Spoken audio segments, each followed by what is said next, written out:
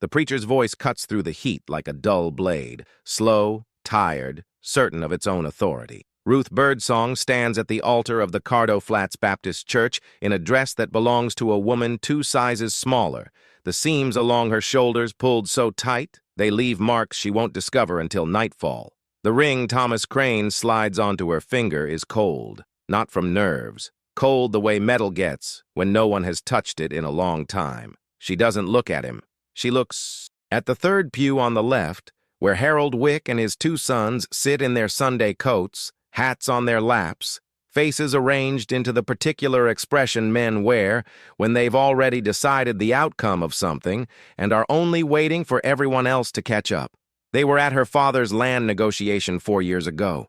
She knows this because she served them coffee. She knows this because she remembers the way Harold Wick set his cup down without looking at her, the way a man sets something down on a surface he doesn't believe exists. Thomas says, "I do," in a voice that carries no more weight than a business confirmation. Ruth says it too. Her voice is lower than the preacher expects. He blinks. Outside, the alkali dust settles against the church steps in pale drifts.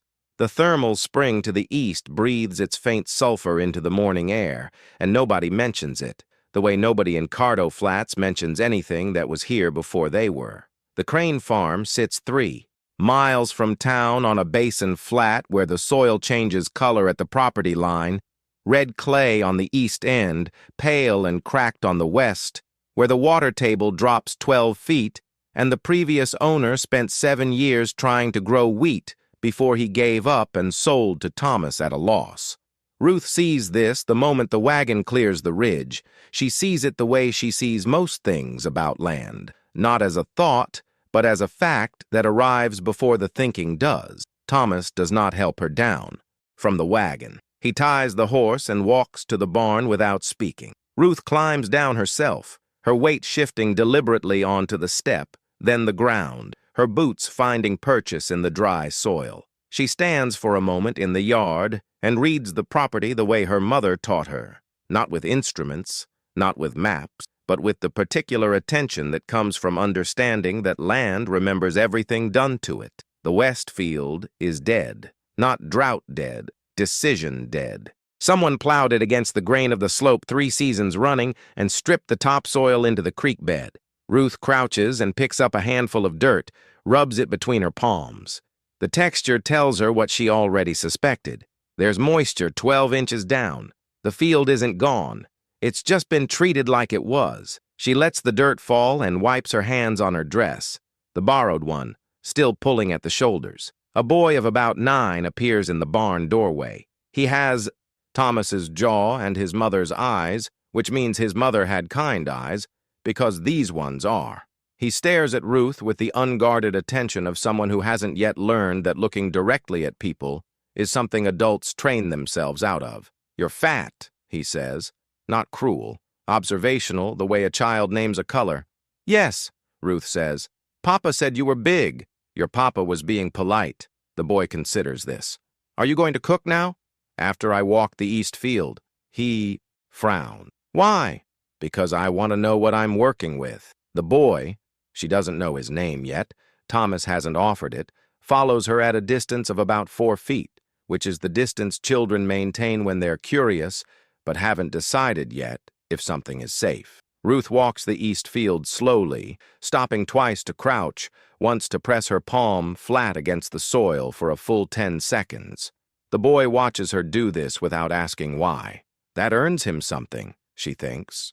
Not trust yet, but proximity to it. The leather cord on her left wrist catches the light when she straightens. Dark, dried, wrapped twice and knotted in a pattern that isn't settler craft. The boy's eyes go to it and stay. "What's that?"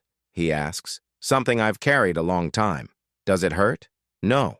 "Then why wear it?" Ruth looks at the east field. The soil here is different, richer, the kind of earth that has been left alone long enough to remember what it used to be. She says, "Same. Reason your papa wears his brother's watch, I imagine. Because taking it off would mean something you're not ready for it to mean." The boy has no answer for this. He walks beside her the rest of the way back to the house, still at 4 feet, but no longer quite as uncertain.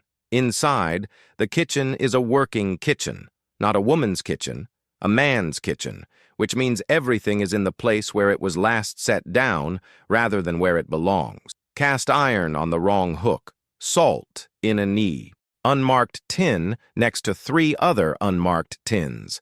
Ruth opens each one without hesitating. Salt, baking soda, ground coffee, something she doesn't recognize and sets aside.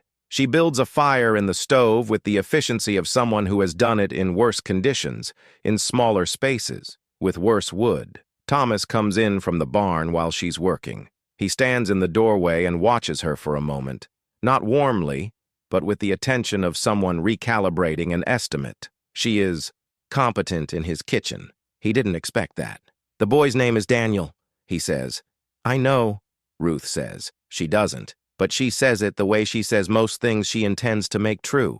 Thomas goes to the table and sits with the land deed and a ledger she's not been invited to see. She cooks without asking him what he wants.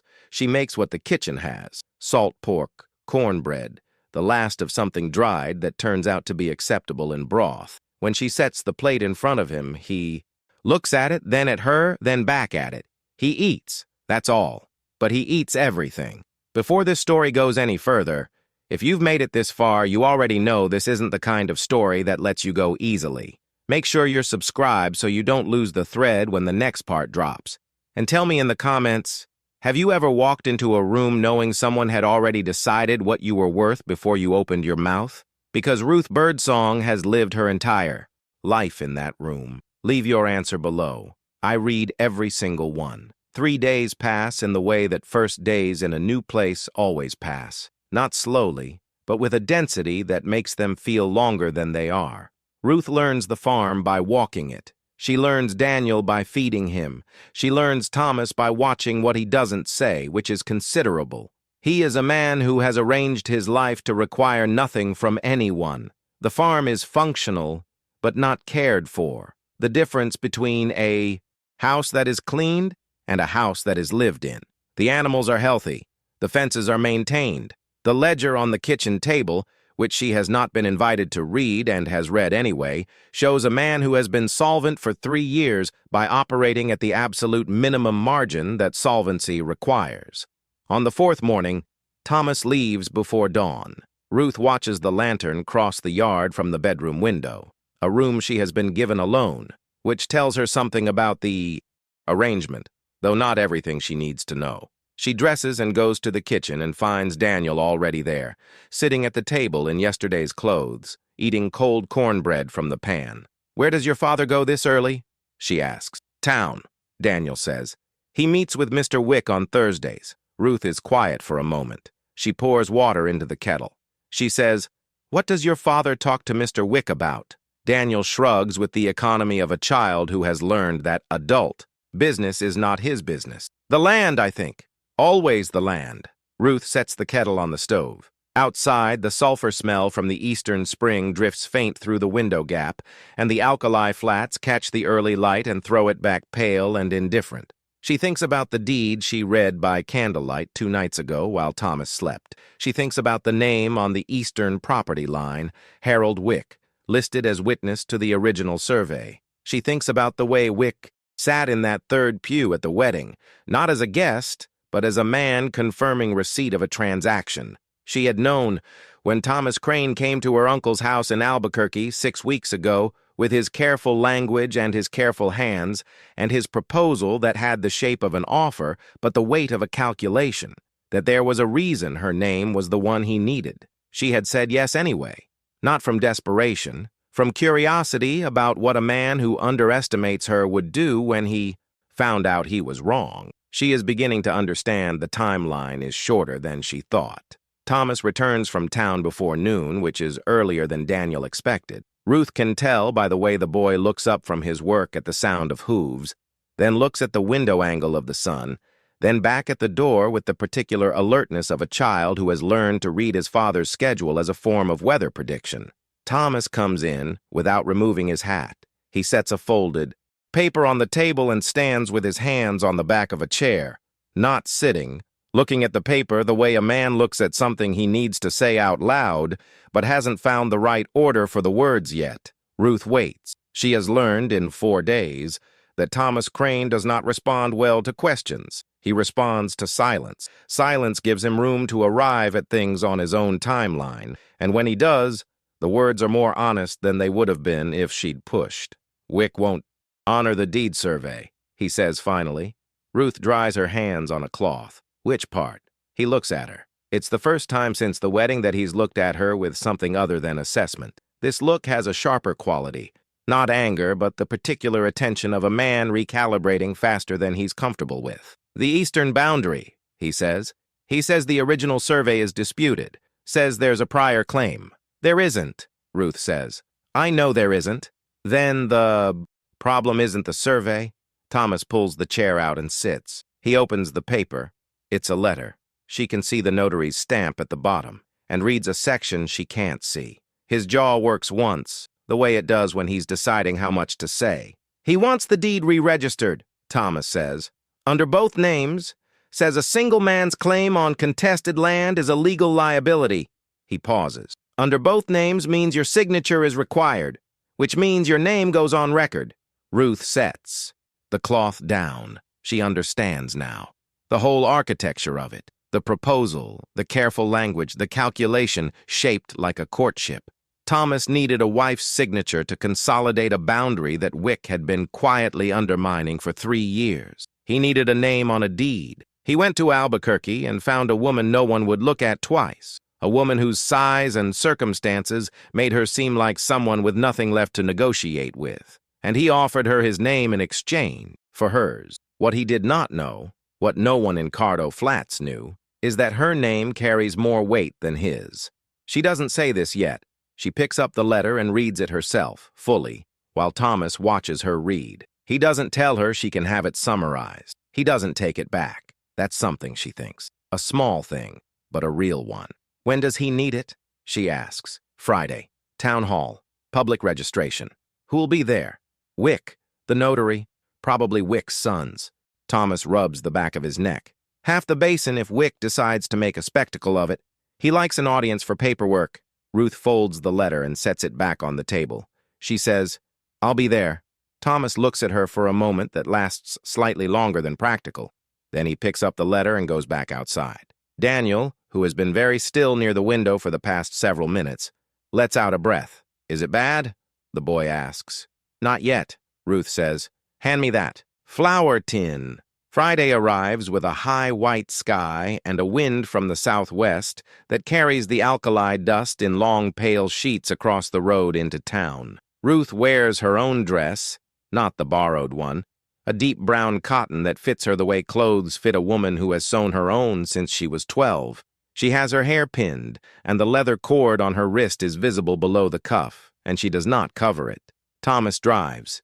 He doesn't speak on the 3-mile road into Cardo Flats, which suits her. She watches the land on both sides of the track, the way the soil composition shifts at the creek crossing, the way the eastern fields hold color longer in the morning light because the water table is higher there, the way the Wick property line is marked not by fence, but by the sudden absence of certain grasses that only grow where the ground has been treated with something that discourages them. The town hall is a single-room building behind the general store, wide enough for 2 long tables and a registry cabinet that has never, in Ruth's estimation, held anything a lawyer would find useful. When they arrive, Harold Wick is already there with both sons, men in their late 20s, with their father's width and a fraction of his patience. The notary, a thin man named Purvis, who wears his authority in his collar rather than his face, sits at the table with a pen and the kind of deliberate stillness that means he knows something is about to happen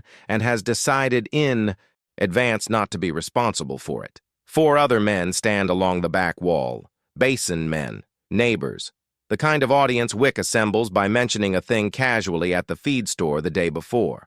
Thomas sets the deed on the table. Purvis looks at it, then at Ruth, then at Wick. Mrs. Crane, Purvis says. The title sits strangely in the room. Nobody in Cardo Flats has called her that before. Ruth does not correct him. Wick steps forward. He is a large man, broad across the chest, with the confidence of someone who has never had a room fail to arrange itself around him. He looks at Ruth the way he looked at her at the wedding, through her, towards something more relevant on the other side. The issue, Wick says, addressing Thomas entirely, is the Eastern Survey marker. The original placement was made by my father in 1861, which predates your deed by 11 years. I filed a prior claim with the Territorial Office. He produces his own folded paper, sets it beside the crane. Deed with the satisfaction of a man playing a card he's been holding since before the game started. Until that claim is resolved, any re-registration is premature. Thomas's jaw tightened. He looks at Purvis. Purvis looks at the two papers on the table and visibly wishes he were somewhere that did not require him to have an opinion. Ruth says, "May I see the prior claim?" The room adjusts. Not dramatically, but the four men along the back wall shift their weight, and Purvis blinks, and Wick turns to look at her, actually look at her for the first time since she entered the building. "This is a matter between property owners," Wick says. His voice carries the specific patience men use with children and women they have already dismissed. "I am a property owner," Ruth says.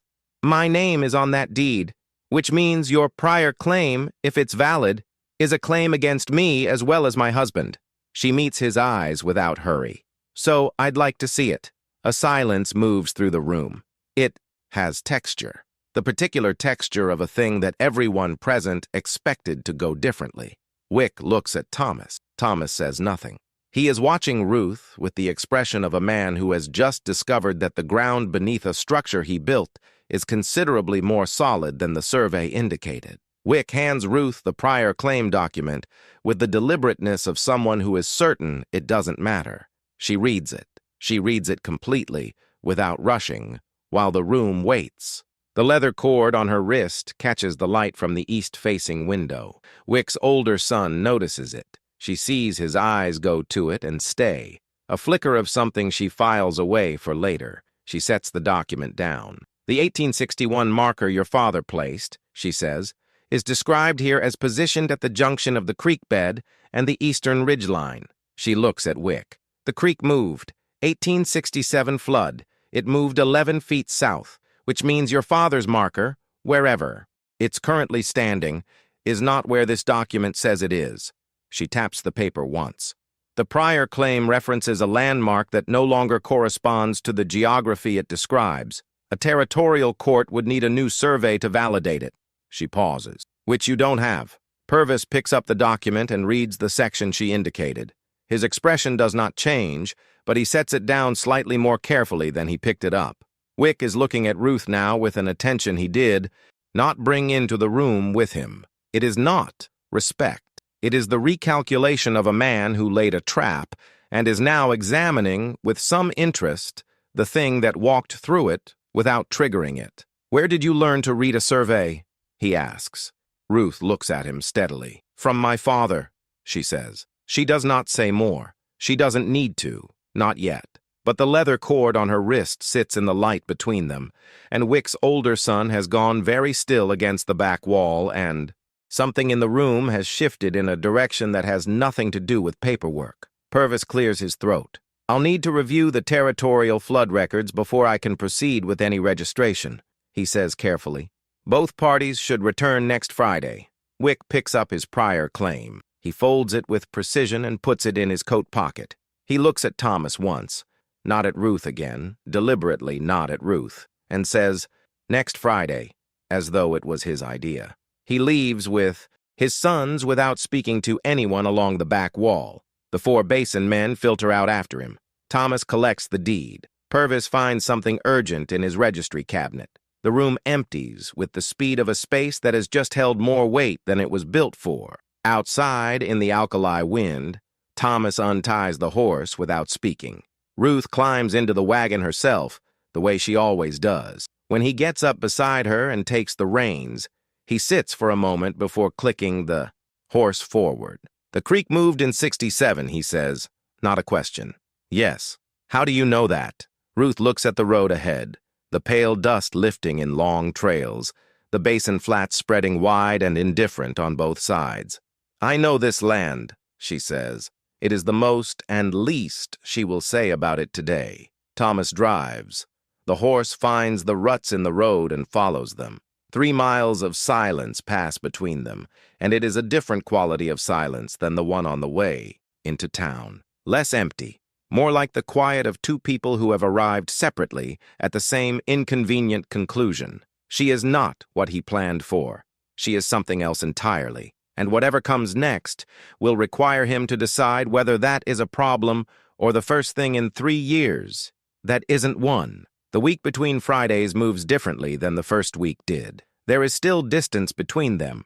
Thomas and Ruth occupy the farm the way two careful people occupy a small boat, each aware of the other's weight, each making adjustments without acknowledging they're making them. But something has changed in the texture of the distance. It is no longer the distance of strangers. It is the distance of people who have seen each other do something real. Daniel notices. Children always do.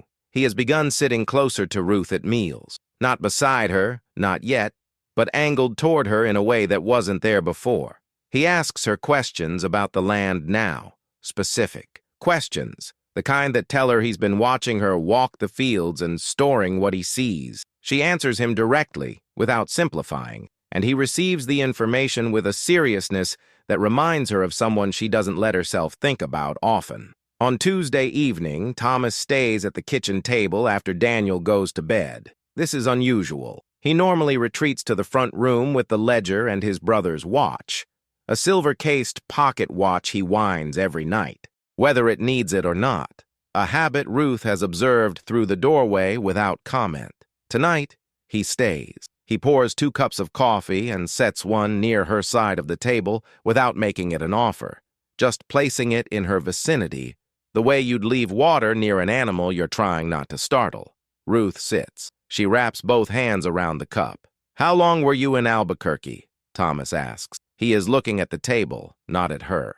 The question has the careful quality of one that has been waiting several days for the right moment. 4 years, Ruth says. Before that? She drinks the coffee. It's too strong, the way he always makes it. The way a man makes coffee when he learned to do it alone. "Here," she says. "This territory."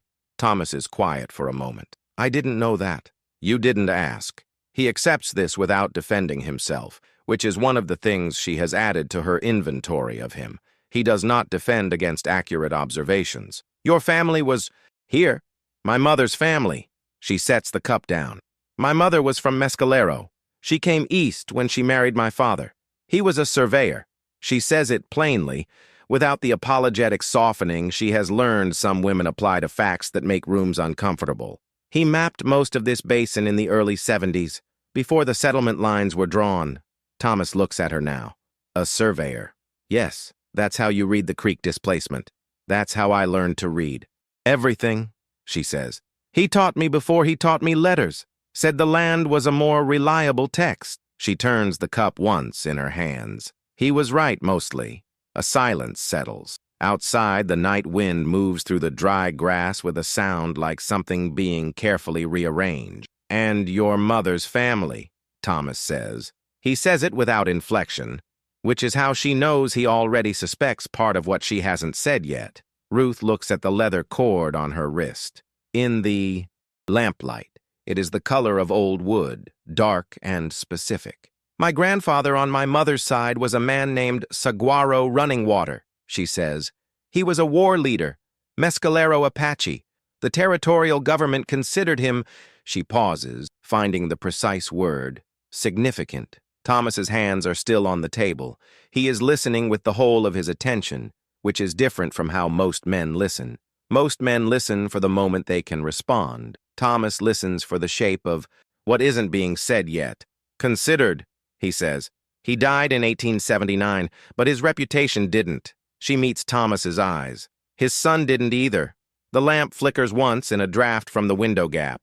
Thomas picks up his coffee and drinks and sets it down and says nothing for a long time. The clock on the shelf marks the silence in small, indifferent intervals. "Your father," Thomas says finally. "He's alive." Ruth looks at him steadily. "Yes, and he knows where you are. He always knows." "Where I am." Thomas absorbs this. She watches him absorb it. The way the information lands and spreads. The way he is working through its implications, not with alarm, but with the focused recalculation of a man updating a map, he thought he already understood. This is what she has come to find almost admirable about him. He does not waste time on emotions he cannot afford. He moves straight to consequence. Does Wick know? He asks. Wick's older son recognized the chord, she says. He didn't say anything in the hall, but he recognized it. Thomas is very still. How long before Wick knows? He may already. The silence between them now has a third quality. Not the emptiness of strangers, not the recalibration of the ride home from town, but the specific weight of two people sitting inside a consequence that is already in motion. Ruth has lived inside this particular weight before. She knows its dimensions. Thomas, she suspects, has not, or not like this, not with this particular origin. Why didn't you tell me before the town hall? He asks, not accusatory, genuinely asking. Ruth considers the honest answer, which is the only kind she has. Because you would have used it differently, she says. You would have led with it, put it on the table like a card. And that's not how it works. She turns the cord once on her wrist. My father's name is not a weapon. It's a fact. Facts work best when they arrive at the right moment. Thomas looks at her for a long time. Then he says, and what moment is that? We'll know it when it comes, she says. He doesn't like this answer. She can see that plainly. He is a man who builds structures in advance. Plans, margins, contingencies. The idea that something this significant should be allowed to find its own moment runs against the entire architecture of how he operates. But he does not argue. He picks up the ledger from the far end of the table. She realizes he brought it with him, had it ready in case the conversation needed a place to retreat, and opens it. And that is the end of the evening.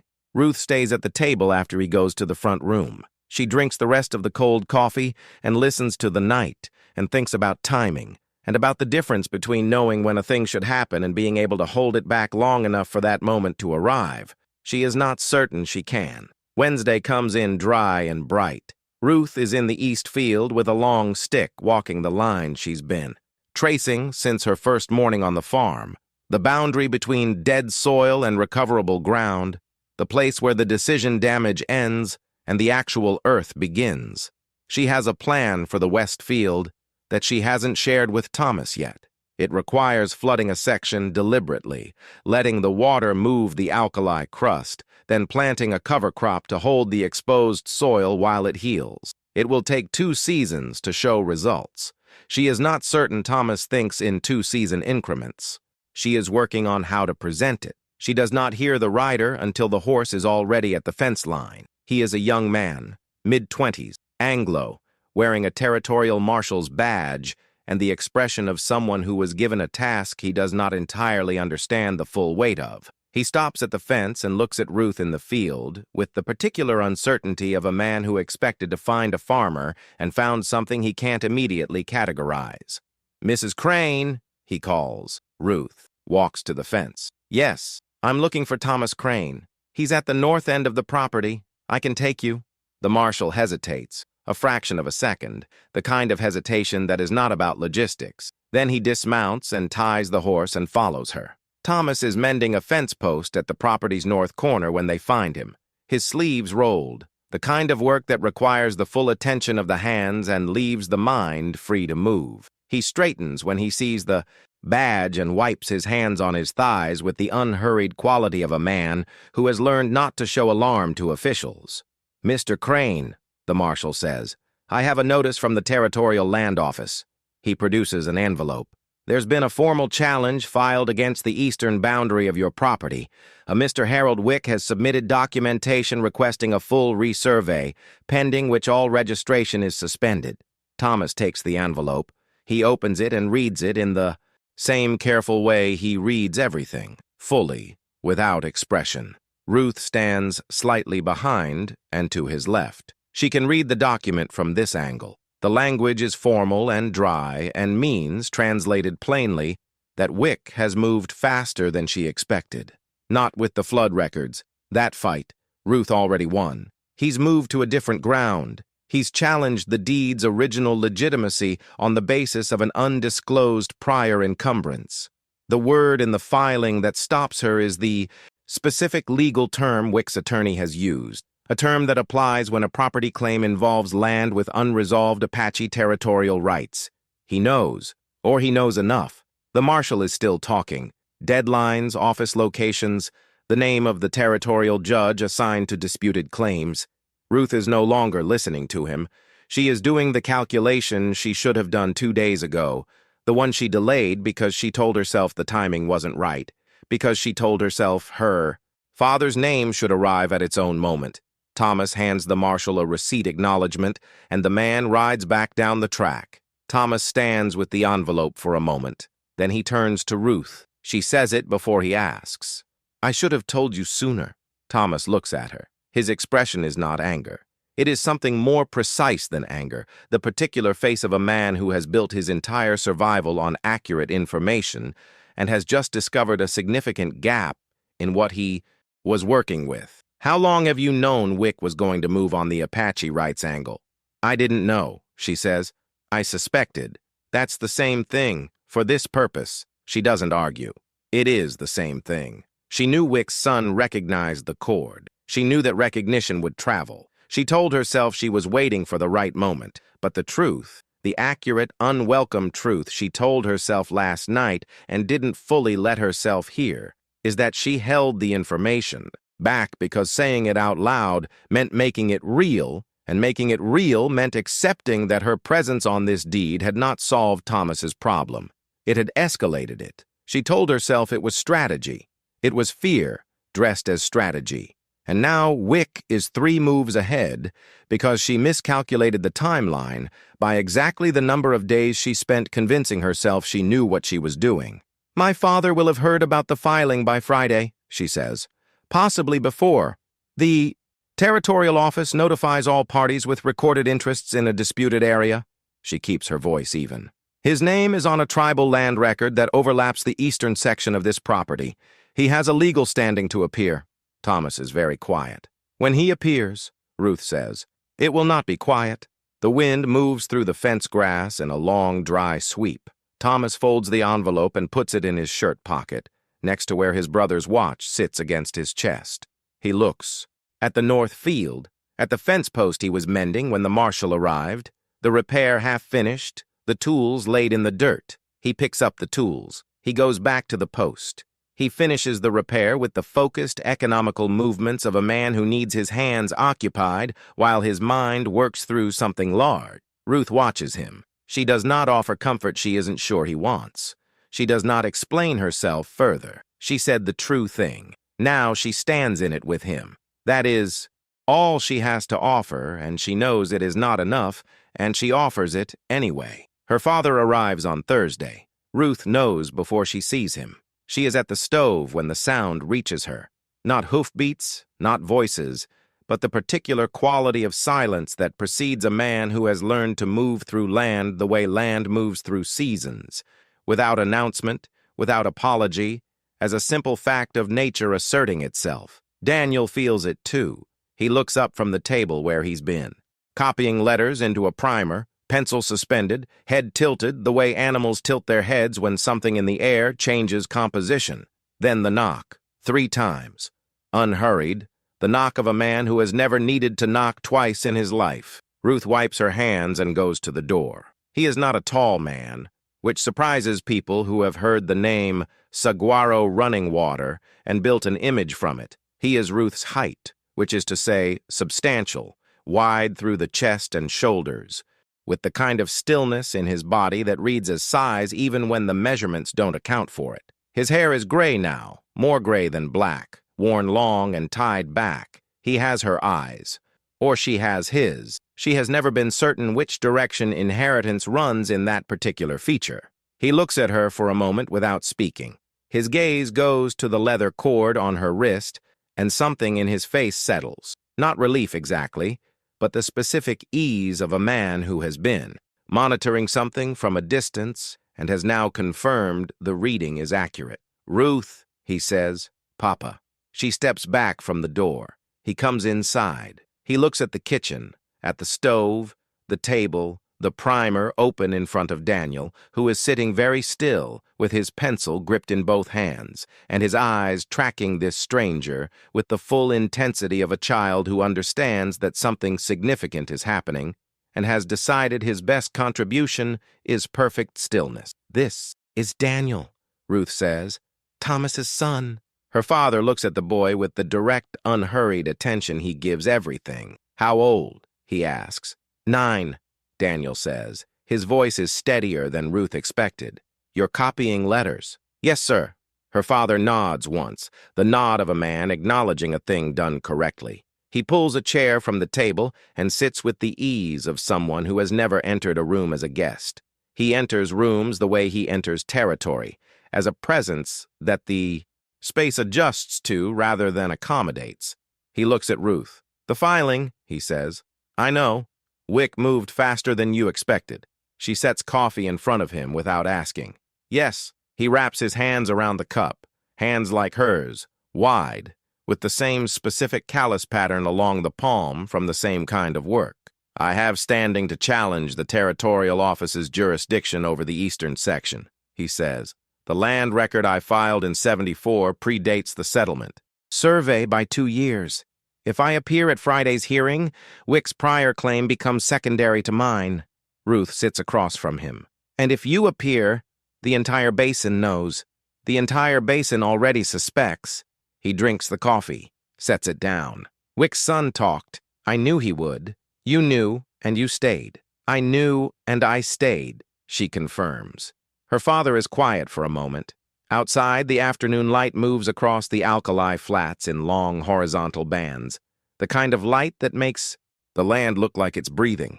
"Tell me about Thomas Crane," he says. Ruth considers what is true and what is relevant, which are not always the same set. "He married me for my name on a deed," she says. "He didn't know what my name meant when he did it. And now? Now he knows. And," she turns the leather cord once on her wrist, "he finished mending the fence post," she says. Her father looks at her. Then a sound comes from him that is not quite a laugh. Something shorter, more internal. The sound a man makes when an answer is both unexpected and completely sufficient. He picks up the coffee again. They are sitting like this, her father at the table, Ruth across from him, Daniel motionless over his primer, when Thomas comes in from the north field. He stops in the doorway. He takes in the scene with one sweep. The stranger at his table, Ruth's posture, the leather cord on her wrist, the particular quality of the silence. And his face does the thing it does when he is processing faster than he can speak. He looks at the man's hands. He looks at the cord. He looks at Ruth. She says, "Thomas, this is my father, Joseph Runningwater." Thomas steps inside. He does not extend his hand immediately. He closes the door first, removes his hat, hangs it on the hook. Then he crosses the kitchen and extends his hand, and Joseph Runningwater takes it, and they hold the grip for 1 second longer than a casual handshake requires, reading each other, both of them, reading. "Mr. Runningwater," Thomas says. "Mr. Crane," her father says. They sit. Ruth pours coffee for Thomas. Nobody speaks for a moment, and the moment is not uncomfortable. It has the quality of 3 people who have all read the same document and are deciding who will name the first number. Thomas names it. "You're going to appear at Friday's hearing." "Yes," Joseph says. "With your land record." "Yes." Thomas puts both hands flat on the table. "If you do that, Wick's challenge collapses." "His challenge collapses," Joseph agrees. "And a 60-year-old Apache territorial claim against the eastern section of your property becomes the active legal question instead." The clock on the shelf marks several seconds. "Which you would then," Thomas says carefully, "withdraw." Joseph looks at him with the expression of a man who finds precision admirable when it arrives without pretension. "Which I would consider withdrawing," he says, "depending on what the hearing establishes." Thomas looks at Ruth. She looks back at him and says nothing, because this is the moment she told him would find itself, and it has, and there is nothing to add to it. Friday's hearing is not in the town hall. It is in the street in front of it, because by 9 in the morning there are more people than the building holds. Word traveled the way word travels in basin settlements, not through any single mouth, but through the air itself. the way the sulfur smell travels from the eastern spring, arriving, everywhere at once without a traceable point of origin. There are 40 people at minimum. There are women on the general store porch. There are men on horses who haven't dismounted, keeping the option of departure available. Harold Wick stands at the town hall steps with his attorney, a man brought from Santa Fe, which tells Ruth everything about how seriously Wick has taken this since Wednesday. Both sons are present. The older one, whose name Ruth has learned is Franklin, keeps his eyes on Joseph Runningwater with the expression of a man who identified a threat and is watching it confirm his assessment. Purvis, the notary, has acquired a territorial adjudicator for the occasion, a broad woman named Harker, who arrived from Albuquerque the previous evening and carries her authority in her posture rather than her clothing, which Ruth respects. Harker stands at the top of the steps with a ledger and looks at the assembled crowd with the expression of someone who has seen larger gatherings over smaller questions. Thomas stands on Ruth's left. Joseph Runningwater stands on her right. The leather cord is visible at her wrist. Several people in the crowd are looking at it. Several people in the crowd are looking at Joseph. The two observations are connecting in real time. Harker calls the hearing to order. She summarizes the competing claims with the efficient neutrality of someone paid to be neutral. Wick's attorney presents the prior claim and the Apache rights angle, with the confidence of a man who has built a clean legal structure and is certain it will hold. Then Harker looks at Ruth's father. Joseph Runningwater stands. He does not raise his voice. He presents the 1874 land record, the original, not a copy, on paper that has the specific age of something that has been kept with intention, and he gives the adjudicator the territorial case number and the name of the federal office that holds the corresponding file. He speaks for 4 minutes. He uses more words than the 4 minutes require. When he finishes, Wick's attorney is already on his feet, already constructing the counter, already reaching for the language that will reframe a 60-year Apache territorial claim as a historical artifact rather than a live legal instrument. He speaks for 11 minutes. He is good at his work. When he finishes, Harker makes a note in her ledger. She looks at Wick. She looks at Joseph. She looks at Thomas and Ruth. Then she says, "The Apache territorial record predates both competing settler claims. Until the Federal Land Office rules on its current applicability, I'm suspending all registration proceedings." She closes the ledger. Both parties may file responses with the Santa Fe office within 30 days. This hearing is concluded. The crowd does not cheer. It does not protest. It does what crowds do when an outcome lands that nobody fully predicted. It produces a low, collective sound of adjustment, the sound of 40 people, simultaneously revising what they thought they knew. Wick's attorney is speaking into Wick's ear. Wick is looking at Joseph Runningwater with an expression that has moved past calculation into something older and simpler, the expression of a man who has spent 3 years engineering an outcome and has arrived instead at a situation where the ground itself has an opinion. Franklin Wick is looking at the leather cord on Ruth's wrist. Joseph Runningwater turns to Ruth. He looks at her for a moment. The particular look of a father who knows his child has paid a price for something and is deciding how to acknowledge it without making the cost larger by naming it aloud. He puts his hand briefly on her shoulder. One hand, a second. Then he looks at Thomas. Thomas looks back. Joseph says, "The 30 days give the federal office time to rule. If they confirm the record is inactive, which they may, your deed registration proceeds without obstacle." He pauses. "If they confirm it's active, we'll need to discuss the eastern boundary." "What would that discussion look like?" Thomas asks. Joseph glances at Ruth. Ruth says nothing. Her father looks back at Thomas. "It would look like a conversation between men who both want the land to be used correctly," he says, which is a shorter conversation than the one Wick was planning to have. Thomas is quiet for a moment. Then he says, "You'll stay for the night. It's a long ride back." It is not an invitation. It is an acknowledgement. The kind Thomas Crane makes when he has arrived at a decision and is stating it as already accomplished. Joseph receives it the same way as a man who recognizes that register. "Yes," Joseph says.